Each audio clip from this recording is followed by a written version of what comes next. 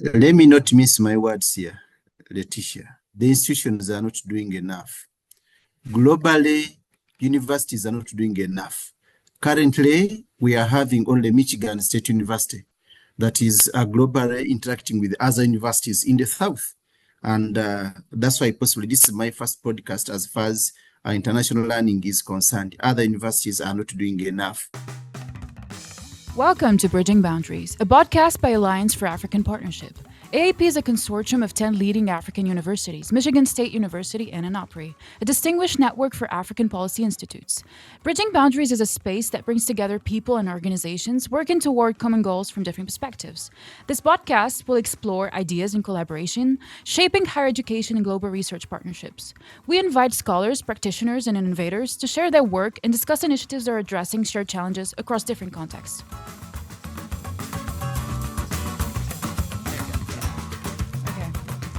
So hello everyone, I'm Yasmin Bisliman, I'm part of AAP's team, and I'll be your host for today. Just a little bit about me, I'm a Fulbright scholar, and I'm a grad student at Advertising and Public Relations. So I'm originally from Tunisia, so it's like a small country in North Africa, if you're not familiar. And before I came into the US, I did another master in business management and focused on marketing. I also worked a few positions in communications, marketing, and also market research. So I'm really excited to be here and have this conversation with you. Just to let you know, so today's episode is about collaborative online international learning. So we're going to just discuss how this initiative is expanding opportunities for global collaboration in learning and teaching. I'm joined today by two amazing guests, Dr. Leticia Cherchiglia and Dr. Paul Wabiga. So Dr. Leticia is from Michigan State University and Dr. Paul is from Makerere University. Welcome, both of you, and thank you for being here with us for the first episode. Thank you. Thank you so much for the invitation. Thank you. Yeah, it's a pleasure to be here with you today. Welcome. So just before we dive deep into our conversation, just want our audience to get to know you a little bit better. If you could just both introduce yourself briefly, tell us about your role at your institution, what you work on, and just say what kind of drew you to your field. We can start with you, Leticia. Mm-hmm. Yeah, thank you. Yeah, so here at Michigan State University, so I'm the Global Teaching and Learning Specialist in the Center for Global Learning and Innovation. Okay. So this is a brand new center in international studies and programs. And within that center, I lead a section called Teaching, Learning, and Scholarship. Okay. So an acronym for that would be TLS, as we refer to internally.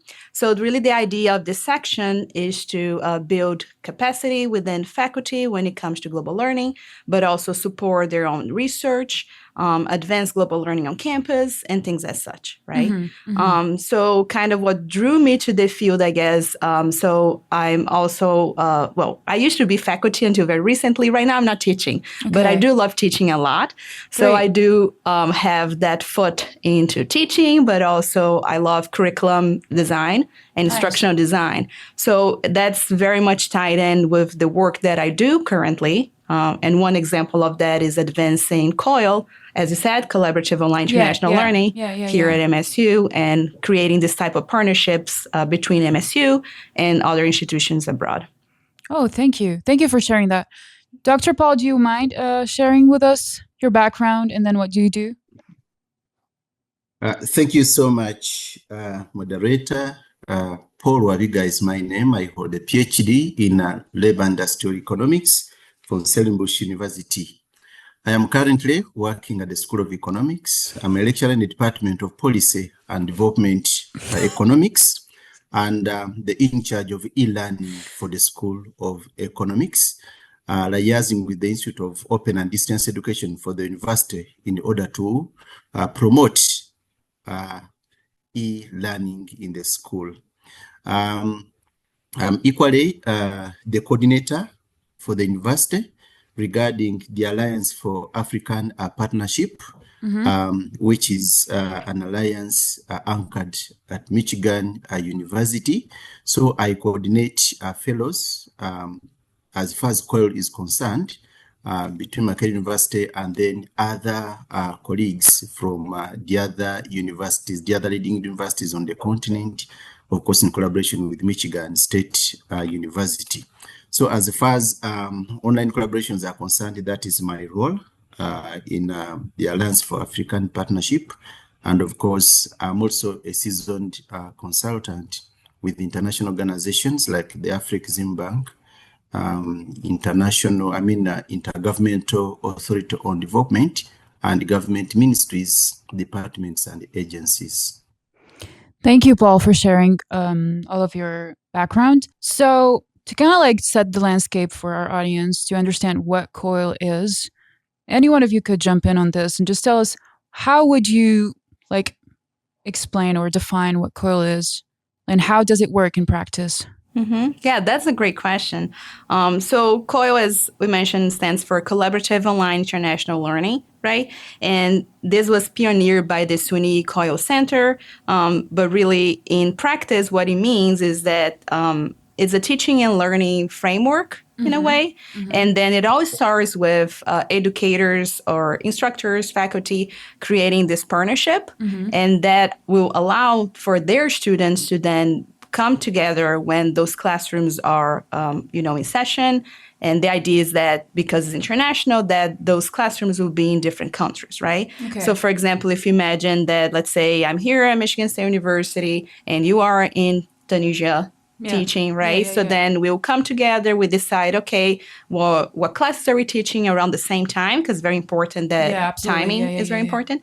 And what part of their classrooms could be modified or adapt or slightly altered, so then we can create this kind of global learning opportunities for our students, right? And the core is that really the students will get together and do something together. Okay. And that's the collaborative nature of it, and that will happen in the online space, right? Since that's how they will get together in that sense. So it's like taking advantage of like the technological advancement and trying to like foster an intercultural kind of experience online. So like, what drew you initially to this like initiative?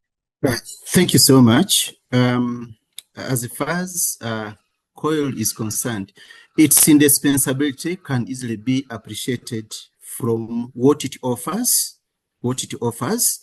somehow different, or what it reinforces as far as learning is concerned. COIL is not about developing new programs. What runs through it is a kind of delivery. It is more delivery in nature in terms of delivering all the teaching and learning. Because now, if you look at the way COIL works, it gives an opportunity to students in one university to interact with the students in another university. The networking and then the peer-to-peer learning, of course, besides the content. So there is that advantage. But also number two, there is some kind of exposure to modern technologies, and then the experiences that students get to have in as far as learning together with their colleagues from other universities is concerned. Personally, I guess that this is critical for students in one university or in both universities, but also it is equally beneficial to the faculty that is involved. Okay, so following your thoughts and perspectives on this, have you seen like any kind of examples where these collaborations kind of evolved into something more than just like inside of the class? For instance, like long-term partnerships, long-term like research collaborations, or even like on a personal level, long-term friendships. Can you tell us like any remarkable stories that you remember out of this? Yeah, definitely. Yeah, Paul, go ahead. Go first. Yeah, I'll use the example of my very university. Professor Tamsuza Nanyunga first engaged in COIL about 3 years ago with a colleague at Michigan State University. And the delivery was done and the project came to an end. But currently, they are writing out a chapter. Detailing the experiences both for the two faculties in question, but also from the students who were part of this project.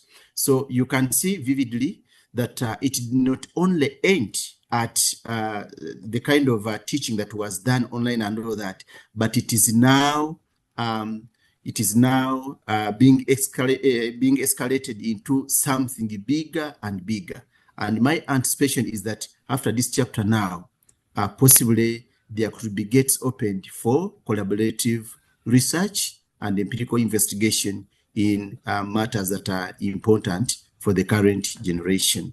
So that is one of the key examples that I can cite right from my university here. Makerere. Actually, that's a really great example, Paul. Thank you for sharing. What about you, Leticia? Do you have like any stories you want to share? So as Paul has mentioned, we are seeing now with our COIL faculty fellows, a couple of them going into research, publishing about their COIL experience, also the intercultural learning that their students might have gotten through the COIL experience, right?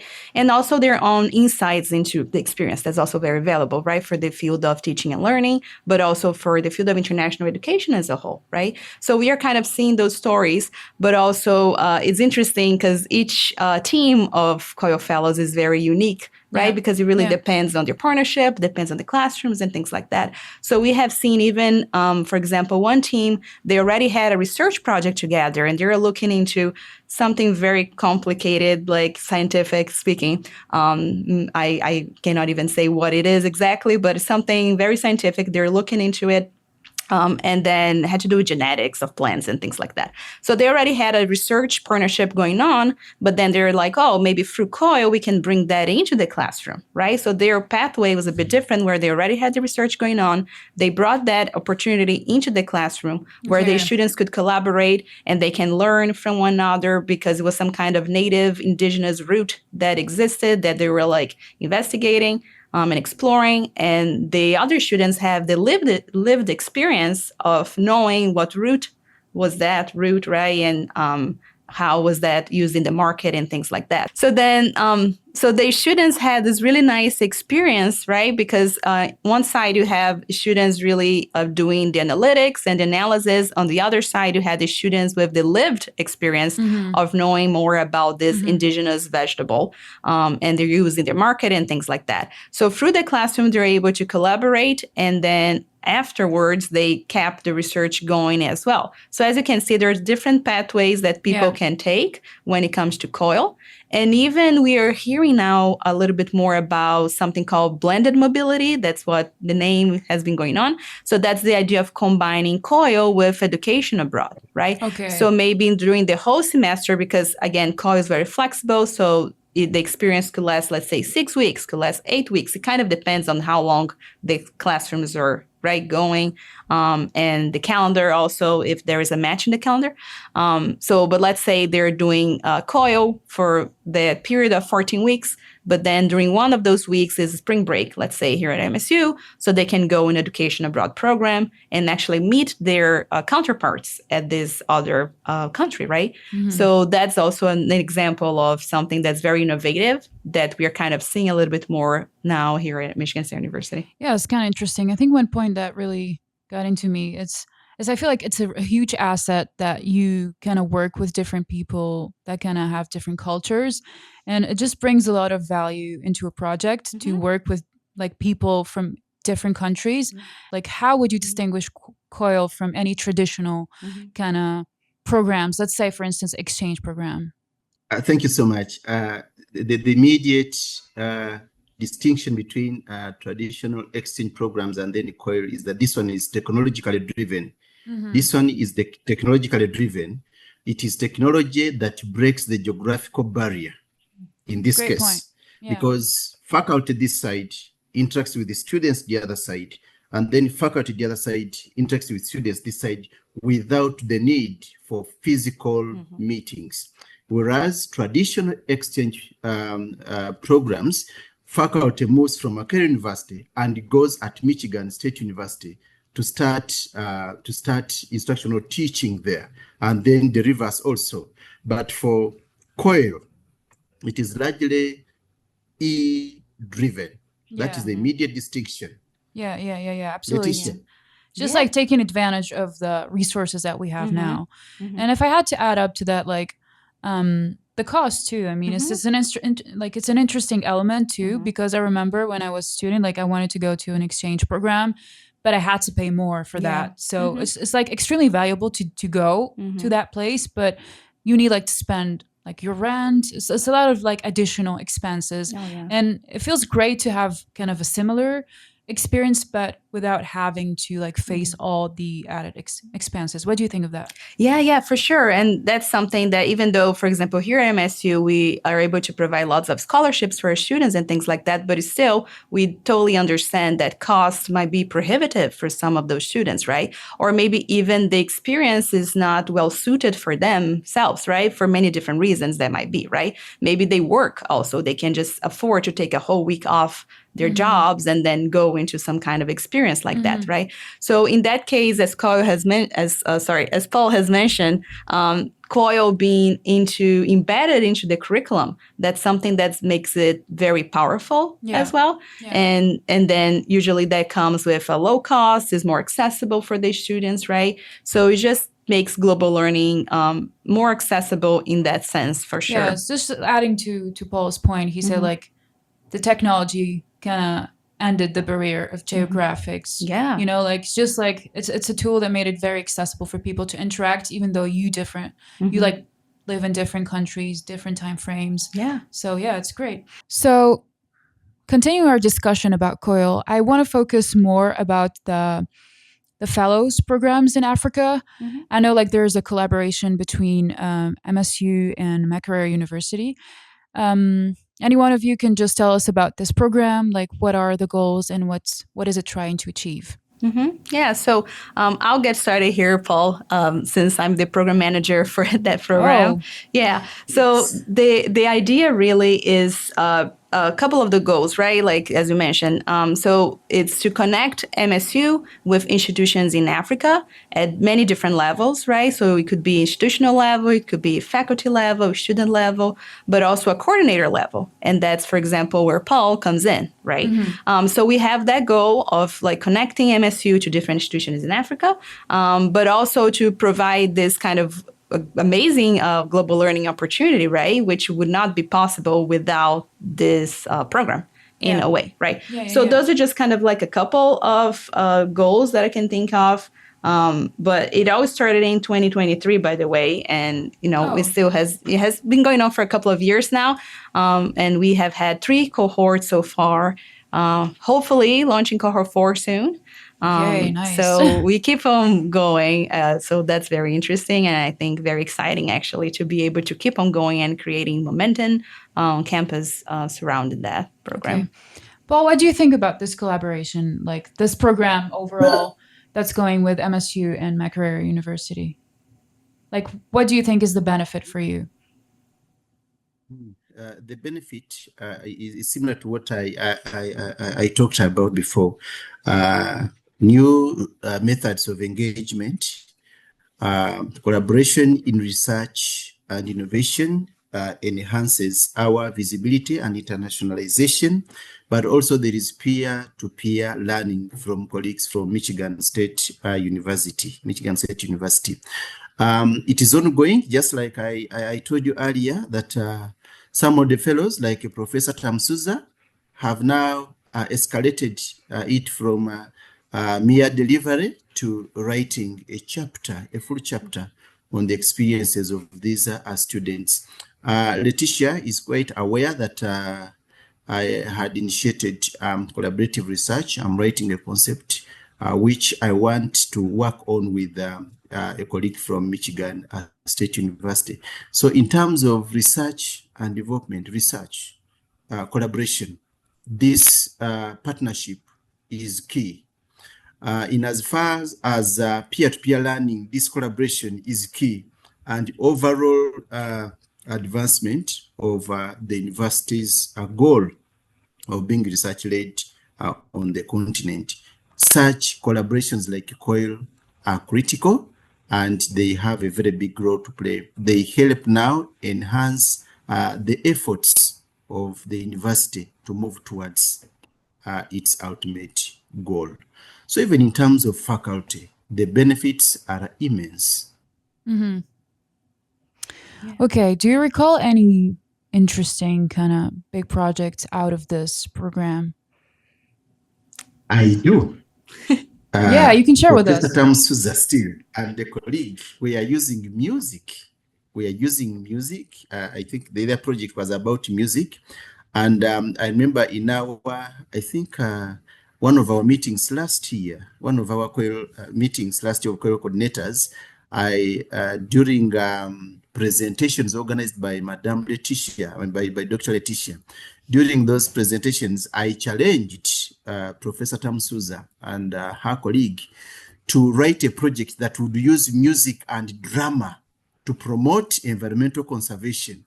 Okay. Using music and drama to promote civic education, the way society would appreciate democratic principles. To write a project that utilizes music and drama to reorient the mindset of society as far as critical challenges of society are concerned, especially those that are development oriented. And I remember very well, Leticia, you can bear me witness, that they welcomed the idea and they said they were going to work on it. How do we use music, dance, and drama to tell people that conserving the environment is quick at the moment, to tell people that we need to put in place mechanisms for resilience against climate change.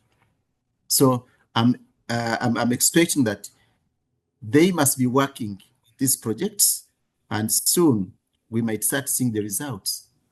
That's kind of very interesting topic. I'm that's really wonderful interested to see hear. the results. Yeah. Thanks for sharing that, Paul. Yeah, it's a great update on how that's developing. Thank you. Leticia, you remember? Yeah, I do remember. Yeah, it's great to hear that it's happening. Yeah, thank you. Yes. And I also want to add very briefly in terms of our faculty program, right? Kind of like how it works in a way, just so our listeners can have a better understanding of it as well. So the idea is really to provide faculty and coordinators with training. So it's extensive COIL training. So they actually know all about the design, implementation of the COIL projects. They come already with the partnership, right? They're already partner. They already have an idea of the courses they are going to be coiling, right? But they kind of develop the whole thing kind of during the training and afterwards, after the training, right? So they come with the project, like I said, kind of in very initial stages, more like a brainstorming activity. But then through the training, they're able to actually develop the design and hopefully the implementation, right? They might iterate, I guess, also leading to the implementation. We also provide ongoing mentorship for them, support for course development, as I mentioned before, an online community of practice, because we also see that's very important to build community in that sense, so they can learn from one another. So that goes, it starts kind of before the COIL training and keeps on going as well. Access to information, resources, opportunities, also meetups. We kind of do different kind of meetups with the COIL fellows and coordinators, again, to try to build community. And there is a modest stipend also attached to it. For project and personal development as well. And we're very excited to actually be able to offer these opportunities to faculty members.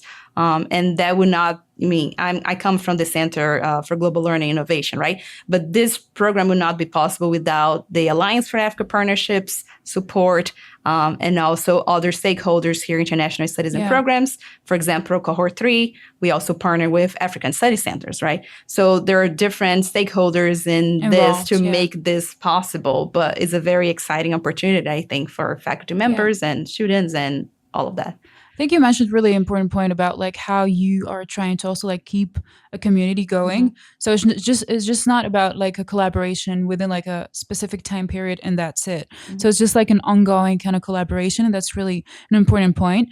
So how do you think like institutions are doing in terms of kind of like their kind of support into developing these collaborations? Do you think our like institutions now are doing enough, or do you think they could do like better? In which area specifically? That's a very interesting question. Paul, go ahead. Let me not miss my words here, Leticia. The institutions are not doing enough. Globally, universities are not doing enough. Currently, we are having only Michigan State University that is globally interacting with other universities in the South. And that's why possibly this is my first podcast as far as international learning is concerned. Other universities are not doing enough. But we know very well that there are very many world-class universities in the United States. It's not only Michigan that is in the US, but it's only Michigan University that is on this program. We would have expected that other universities in the US would be really on board to help and internationalize education and learning. Back home, the support is not there. Back home, the support is not there. I don't know why, but what has kept me motivated is the interest and the advantages that I see, which are associated with collaborative international learning. But institutionally, the support is very, very low. That's the truth of the matter. Yeah, I was going to add as well that institutional support is so important for this kind of programming as well, because I mean, you can have many different faculty doing their own thing because they're interested, right? As Paul was saying, like, oh, I'm interested in doing this, so I'm going to go find out a way to do it and I'm going to go do it, right? But you can't do it alone, you know. Exactly, you can't do it alone. And if you actually want to have some kind of program that is standardized in an institution, right, and provide, like, for example, the COIL faculty program that we currently have, you will need institutional support. So here at MSU, we're very much blessed to have that support coming from different areas. And then through that, we're able to engage with international universities, right, as well, with partners around the globe. But that might not be the case for other institutions, depending on so many different contexts, right? And sometimes I think it also depends, for example, on the area. So for example, you might have a lot of existing partnerships, let's say let's say between the US and Europe, right? So then it's easier for that institution to already develop programming around those areas since, you know, it's something that's already existing in a way. It's built in, right? Or it could be with different regions, right? But here at MSU, we have such a strong international legacy and international engagement. So I think that makes things easier in a way since we do have connections with, you know, around the globe, so many different connections, research, teaching, you know, institutional connections too. So that kind of puts us in this position that we are able to have, for example, this Africa program built in and still functioning and, you know, growing as well. So you talked a lot about technology and then how is it like breaking the gap between different countries? I just wanted to ask you, like, what do you think are the trends that are now emerging that could change the way we do things now? Yeah. So I think one of the biggest one when it comes to COIL, it's kind of, as I mentioned before, this blended mobility emergence of blended mobility as a whole. And just kind of, it brings more opportunities, I guess, for students, you know, kind of creates a more diverse portfolio in a way for institutions.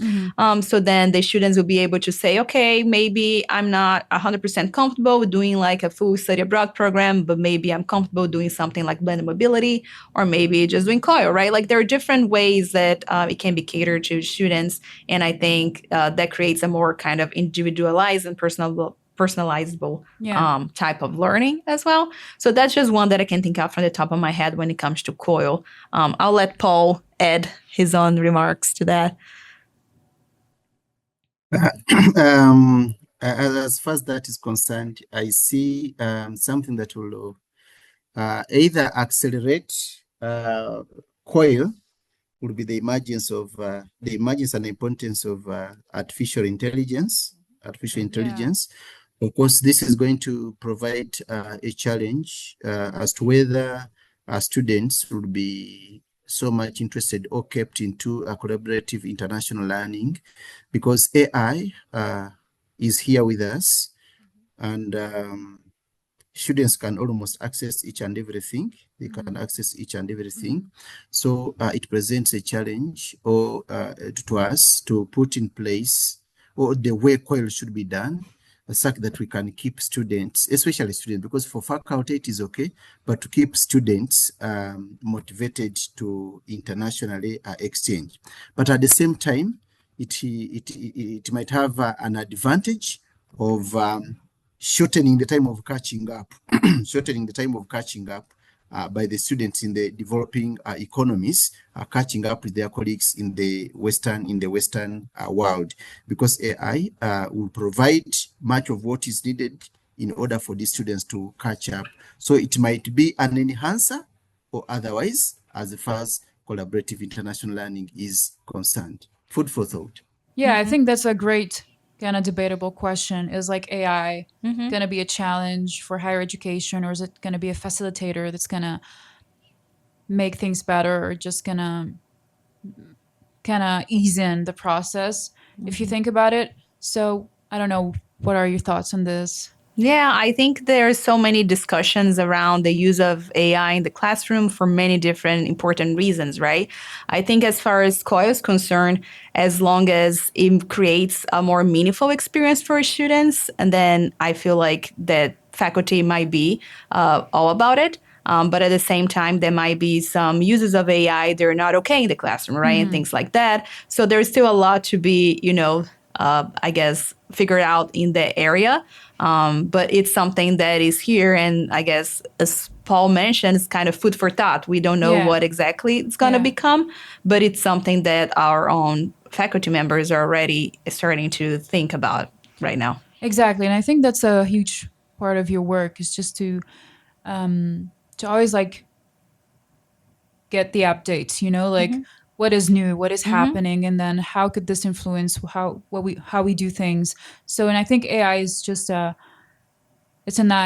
it's to keep an eye on, like how much it's going to develop and how much you could kind of take advantage of that tool into progressing how you do online learning. So we're nearly ending our conversation. I just want to ask you two last questions. So one of them is like, what motivates you to keep actually working on initiatives like this? Is it like a personal motivation, or it's like your passion for the work that you do? It's just a question for both of you. Yeah, so I'll just start really quickly here. I think for me personally is hearing from faculty and students on how meaningful this experience has been for them, and being able to put together like as I mentioned before, I'm very much interested in instructional design and curriculum design and things like that. So being able to support faculty putting that together in a way that, is intentional and can make for a very much meaningful experience for their students. Yeah. That's something that I personally find very rewarding in this type of work. And just the opportunity to network and get to meet so many different people, like absolutely. Paul, for example, right? So Paul, what about you? Number one, I have two reasons. Two motivators that have kept me in this. First and foremost, number one is that the advantages that COIL brings to me as a faculty in terms of collaboration and networking. But then number two is the way it is managed. Dr. Leticia is number two for keeping me here. Thank you. The support. Thank you, Paul. Yes. Actually, it's a very innovative kind of methodology into bringing online like learning and like cultural perspectives across countries.